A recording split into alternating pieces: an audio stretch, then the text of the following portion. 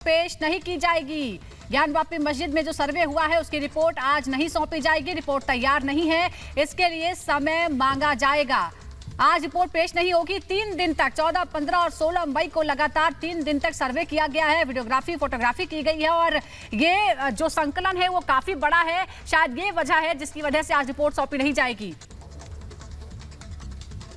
इसकी बारीकी क्या है और जो चीजें खुलकर सामने आई हैं उन पर उनकी क्या राय है। सर, सबसे बड़ी बात जो सर्वे हुआ, सर्वे में ये बात सामने आई कि जो वजू स्थल था वहां पर एक शिवलिंग मिला है। मुस्लिम पक्षकार कह रहे हैं वो शिवलिंग नहीं है, फाउंटेन है।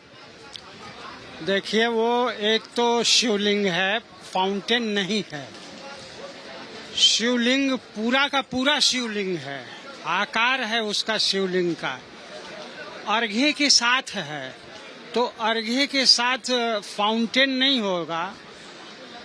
उसमें ये प्रयास किया गया था कि शिवलिंग के ऊपर 4 वो दे करके संगमरमर के इतने इतने टुकड़े उस पर मसाला सीमेंट दे करके उस पर जड़ा गया है और उसको विकृत करने की कोशिश की गई है।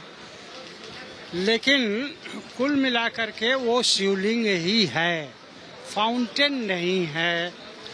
उसको छिपाने का प्रयास किया गया था और बहुत वर्षों तक छिपा करके रखा गया था। वो तो मैं साधुवाद दूंगा इस सर्वे टीम का कि उन्होंने उस फाउंटेन का जो है वो पानी निकलवा करके उसको जो है वह परिलक्षित कराने में सहयोग किया और बहुत अच्छी बात आई है।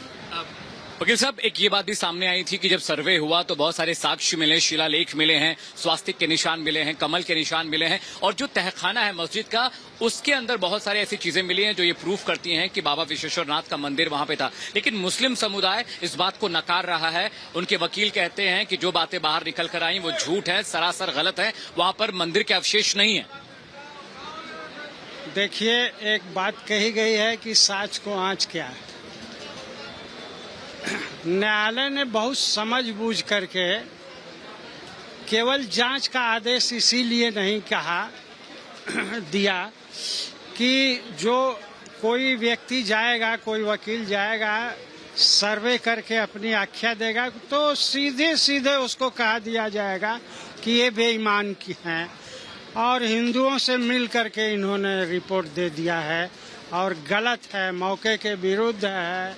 ये सारी चीजें हो जाएंगी, परंतु इसीलिए वीडियोग्राफी का एविडेंस लेने के लिए किया कि साथ साथ जो आप देखिए उसको वीडियो से भी दर्शाइए। तो वीडियो तो आपका झूठ नहीं बोलता है, ये जहाँ का चित्र आप लेंगे वो तो उसी का दिखाएगा। तो हजारों वीडियोग्राफी करके हजारों चित्र लिए गए हैं, कई हजार चित्र लिए गए हैं और उसका जो है वो फिल्म बनी है। तो सारी चीजें तो मौके पर हैं, वो आएगी वीडियोग्राफी, उसको देखा जाएगा, परखा जाएगा और निर्णय लिया जाएगा। दोनों पक्ष जो भी कह रहे हैं, हमारा ये कहना है कि उनके भी पक्ष को न्यायालय जांच लेगी कि कैसे उसको फाउंटेन कह रहे हैं।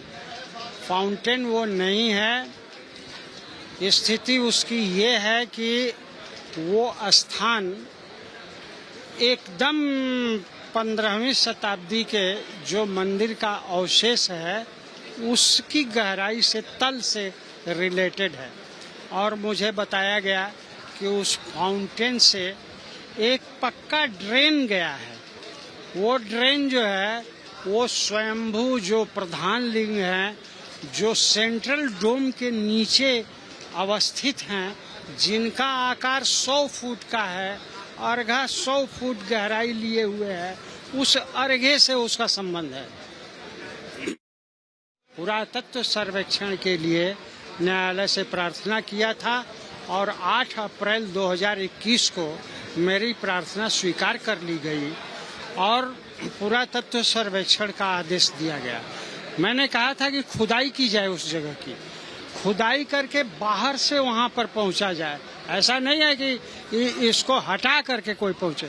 बाहर ट्रेंच खोदिए, वहां से भीतर भीतर आइए और बिना इनको नुकसान किए उस स्थल का निरीक्षण कीजिए कि जैसा मैं कह रहा हूं वहां स्थिति है कि नहीं है। तो ठीक है, बता दीजिए, नहीं है तो वो भी बता दीजिए न्यायालय को। जैसा होगा उस पर न्यायालय फैसला करेगी। विजय जी, ड्राफ्ट रिपोर्ट को लेकर बात चल रही है कि अभी 50% ड्राफ्ट रिपोर्ट जो सर्वे 3 दिन हुआ है वो ड्राफ्ट रिपोर्ट अभी तैयार नहीं हो पाई है। कब तक सबमिशन हो सकता है, उसमें भी कितना काम बाकी है? देखिए, कोई भी हो, इतना बड़ा कमीशन की कार्रवाई हुई है तो बड़ी कार्रवाई की बड़ी रिपोर्ट भी होगी। तो वो अभी बैठेंगे, तीनों कमिश्नर बैठेंगे, उसको तैयार करेंगे और तैयार करके टाइप कराएंगे। सारी व्यवस्थाएं होंगी, जितने फोटोग्राफ लिए गए हैं, जितने वीडियोग्राफ लिए गए हैं, उन सब के बारे में उनका कथन होगा उसमें और बड़ी रिपोर्ट होगी। तो बड़ी रिपोर्ट बनाने के लिए उसको तैयार करके न्यायालय में दाखिल करने के